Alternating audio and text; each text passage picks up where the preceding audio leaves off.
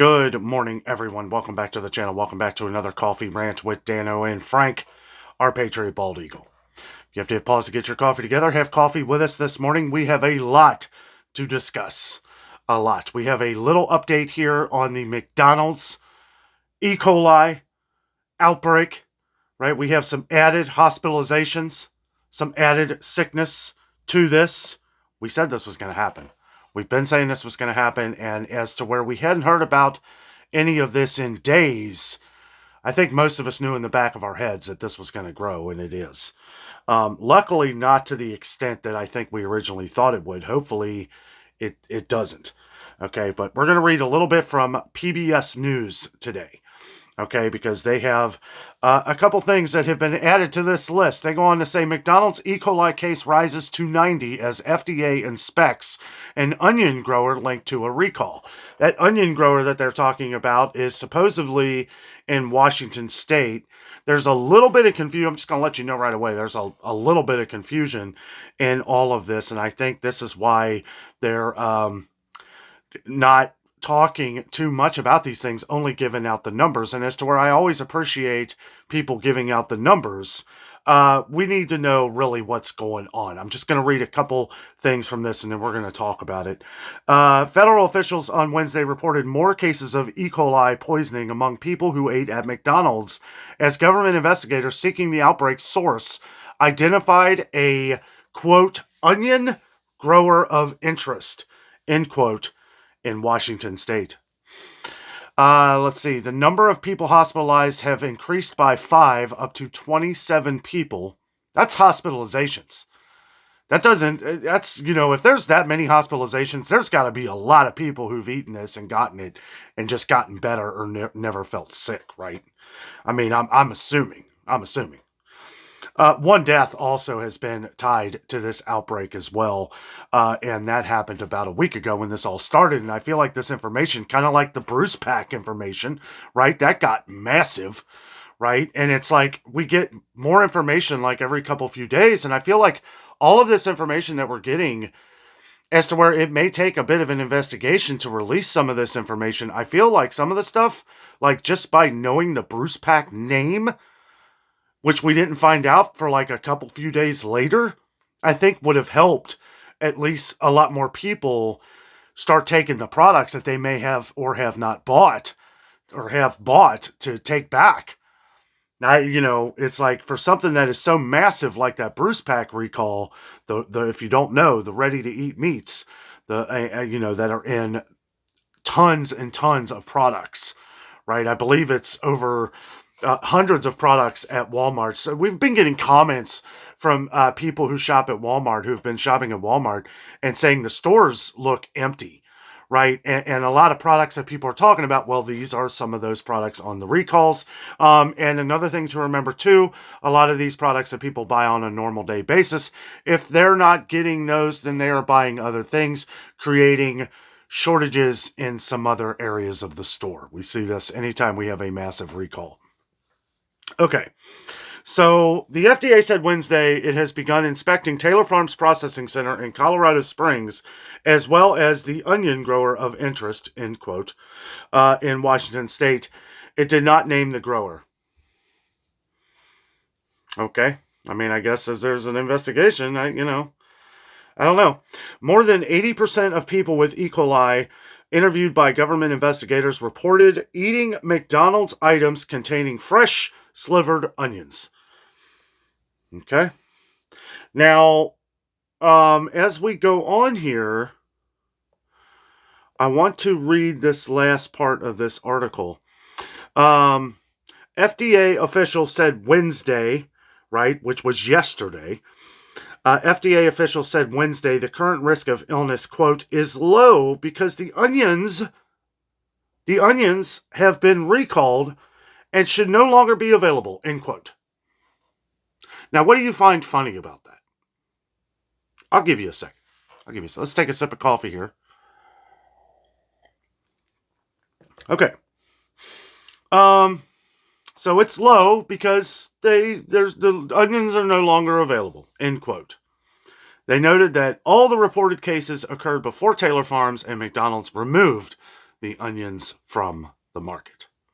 When did they remove the onions from the market? We don't know the exact day of that either, right? Because this came out and people were suspecting onions like 24 hours later. And maybe nobody really knew. I guess they had to test the hamburger. The onion should have been thoroughly tested right now. However, if we scroll back, and this isn't just on PBS website, I just chose to read from this one today, but this is everywhere. It's all worded like this. The Food and Drug Administration, or wait a minute. Nope. Officials have said raw slivered onions on McDonald's Quarter Pounder hamburgers are likely the source. Okay? And this is all together. This is all in the same thing. All in the same article. This is the news, right, that is out here.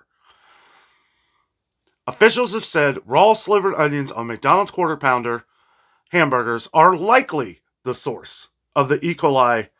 McDonald's said the onions came from a single supplier, the California-based Taylor Farms. But we scroll back to the end. FDA officials said Wednesday the current risk of illness, quote, is low because the onions have been recalled and should no longer be available, end quote. You know, so something is fishy about all this, okay? I don't know what it is, but the fact that they're not 100% saying that it was these onions, the fact that it is not 100% tells me that they're either they know and they have to put it together. They have to put it together in a informational packet for an investigation. The onions, of which they probably know are the case, but they probably don't have enough to go on that yet. So, in one sentence, they're saying the likely source, and then at the end, they're saying, well, these onions have been on recall, so we have nothing to worry about.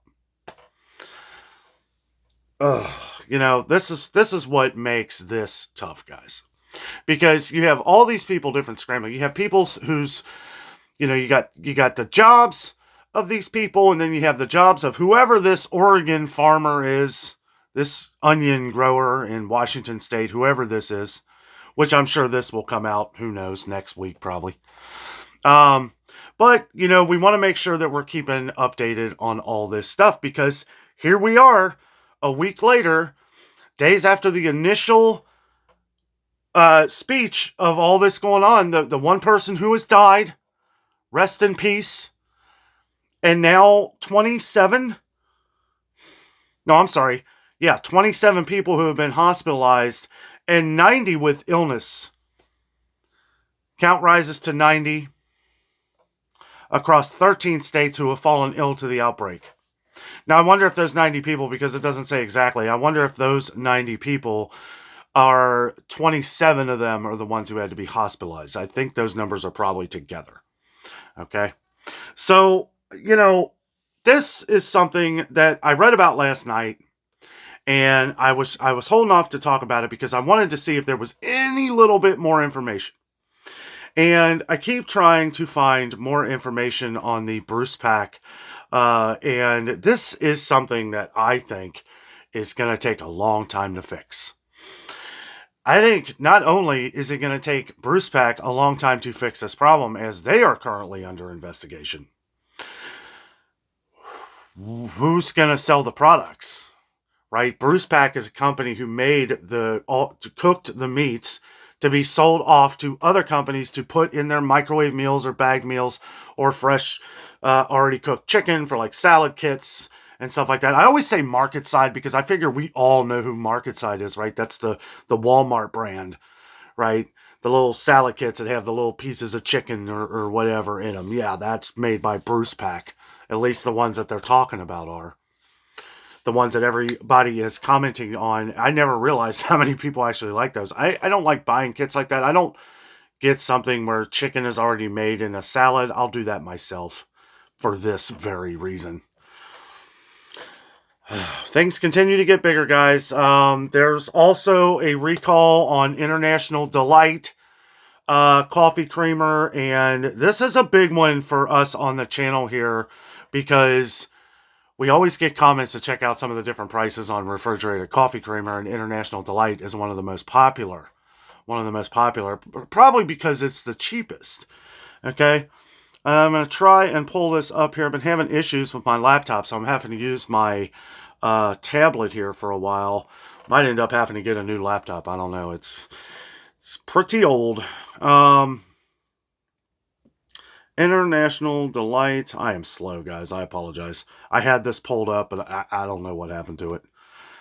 Let's see. International Delight recall. There it is. I was just reading over this.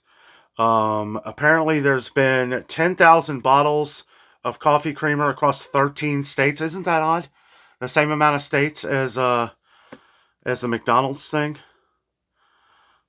Just a coincidence, I guess. But International Delight recalls more than 10,000 bottles of coffee creamer. It is, of course, the popular peppermint zero sugar. Let's see.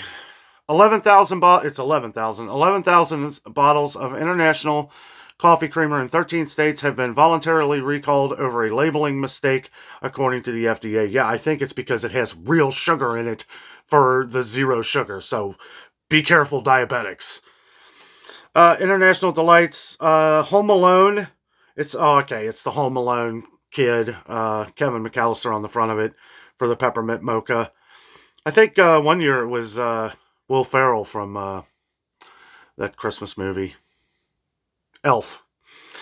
Let's see, with the Home Alone peppermint mocha zero sugar coffee creamer that was labeled as zero sugar, but the creamer does contain sugar. The product is otherwise safe. Experts say the recall could be dangerous for people who manage or limit their sugar intake. Yeah, I'd say, including those with diabetes. Boy, I'll tell you guys, this is just how many times, right? The mislabeling, okay? I always forget to add this one to the list, okay? These things can be dangerous. Remember when we were talking about the mislabeled Great Value honey roasted cashews that were coconut cashews? Old Danny boy's here allergic to coconut. That could have been very, very devastating. But anyway, I have been known to have things with coconut in them, small traces, and be okay. However, I can break out in hives and my throat swell from coconut. So, yeah, I'm glad that I check these recalls out every day. And the apple juice, from Great Value. I'll never forget. I was, I didn't point it. I didn't want to show it in the store. I actually did, and I think I took that clip down because I didn't. But here's a perfect example of why we need to pay attention to these things anyway. Okay, if you're new to the channel or you haven't seen some of our store videos, I was at Walmart a few weeks ago when they were recalling the Great Value apple juice. Okay, to having inorganic levels of arsenic in them. Inorganic arsenic. You can't make this stuff up, guys. You can't. Inorganic arsenic. You can't make it up. You really can't. But anyway, I went to the aisle and I was looking and I noticed they had the big 96-ounce containers taken down.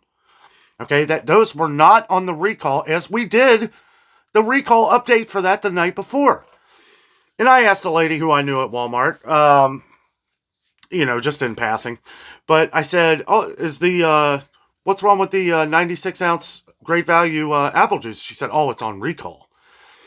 And I said, I pointed over to this other end where they had one of the 6-packs of the bottles that were on recall. Those were the ones that we all knew and thought were on recall, the little plastic bottles, the 6-packs. And she said, "Oh, no, those aren't on recall." I said, "You might want to check. You might want to check, because I believe they are." She checked, and it was on recall. And this is exactly why we need to pay attention to these things as we go along. And yeah, I wouldn't have known about the 96-ounce container. I would have questioned it. because, you know, it's coming from the same source, I would believe, the Great Value apple juice. But somebody had probably left it in the store when they did the recall, took the stuff down. Somebody found it later and tried to put it back. Now, the lady also told me, and she showed me how it worked, that they would not let you buy it. Like, if you were to try to scan it out, it would come up with a red thing. That doesn't necessarily say recall on it, but it will not allow you to buy it.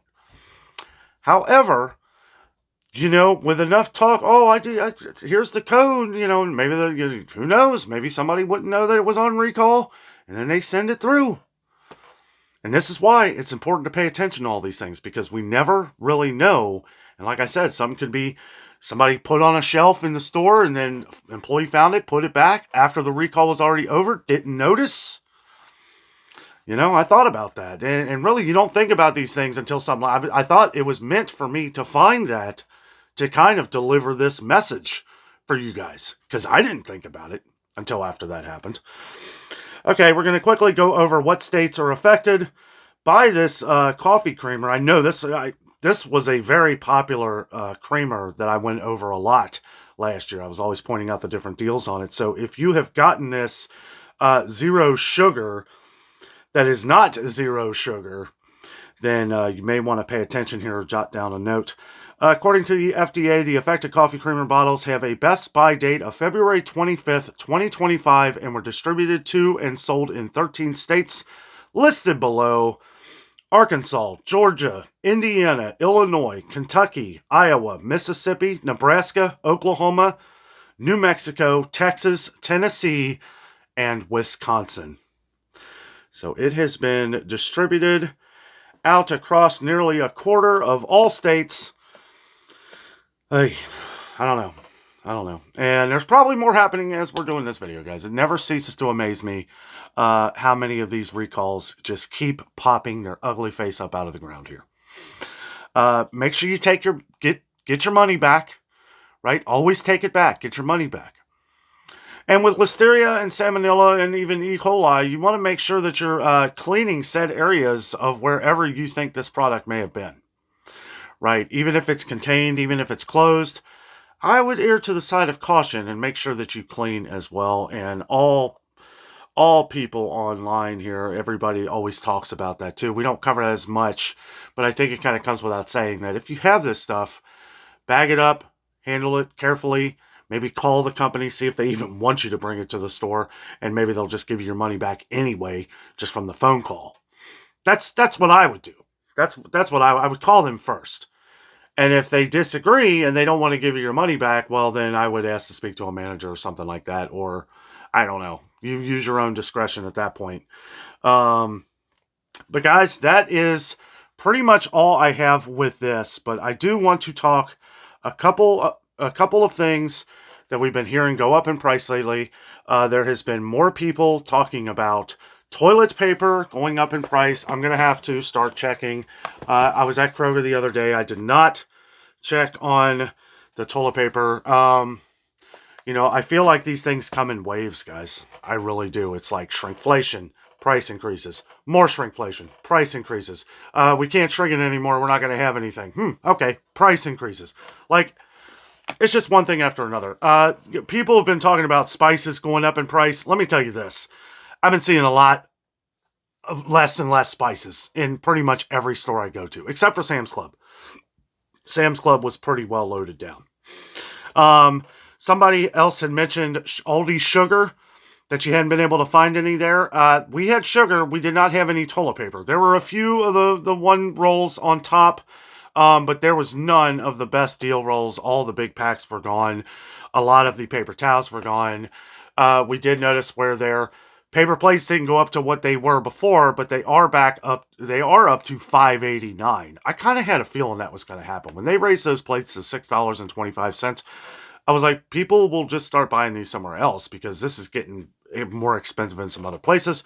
Aldi must have looked and seen how much they were costing at other places and made it about 10 cents cheaper than Walmart. But and that's one of the toilet paper shortages we've been hearing about, has been Walmart as well. I mentioned this the other day, but the last time I went to Walmart, I noticed they had plenty of toilet paper at our Walmart, but the Great Value was low, but the Great Value toilet paper is always low around here. So I don't really know. Someone else mentioned Dollar Tree as well, and I wanted to talk about this for a second. It seems like from time to time, Dollar Tree either cannot get in some of their toilet paper. I noticed the last time I was at Dollar Tree, they didn't have any of the Scott's. Every time I say they're doing away with it, though, it's like a month later, it comes back in. The four packs of Scott toilet paper. They have been getting the big rolls of the essentials in, but for $1.25, I don't know if that's really worth it. You do gotta kind of look at some of the value of what you're getting in Dollar Tree. I know that Dollar Tree is a good place to where you can get by, right? Until, if you're living day to day, week to week, check to check, Dollar Tree is a good option because it'll get you through. But in the long run, for a lot of different items at Dollar Tree, on sales, as we point out, on sales, you're going to ultimately get more, for less, right? You're going to get more product for less money when you buy it on sale in some other stores. But I understand Dollar Tree is also nice for many other different ways, as we've talked about before, like sealed packages, right, that you may just want to keep in your pantry. And you may not use that much. If you're never going to use a whole jar of mayonnaise, well, then those little teeny tiny things from Dollar Tree are great. They're $1.25, and really that's not that bad a deal. And when I talk about weighing in some of the different prices, well, some of the different like soup prices and stuff like that at $1.25, well, sometimes you can find them on sale for $1 at some other places. You'll never find them on sale for $1 at Dollar Tree. That's kind of what I mean when I say that. But we just gotta keep moving forward, guys. Keep moving forward. The holidays are coming. Hopefully we continue to find whatever good deals we can in some of these stores. Stock up on some of these holiday sales, even if you don't celebrate the holiday. Looks like the cheap turkeys are coming. We keep hearing from all angles that turkeys are going to be in short supply. I have my doubts on that. We'll see. But yeah, I wouldn't wait around. If you can get a good turkey for 99 cents a pound right now, they're selling the Kroger turkeys and the Butterball turkeys at our Kroger for 99 cents a pound. No extra purchase required. Nothing. No having to spend an extra 25 or 50 or whatever. Those sales will probably come later where you can get a turkey for 79 cents a pound, but you got to spend like a certain amount in the store, which could be very easy to do. And 20 cents a pound off a turkey is quite a bit of money too. So, you got to look at it like that, but keep stocking up on the sales as you see them, guys, because who knows what the sales are going to be like next month, next week, or even tomorrow, guys. Thank you so much for watching. Have a great night.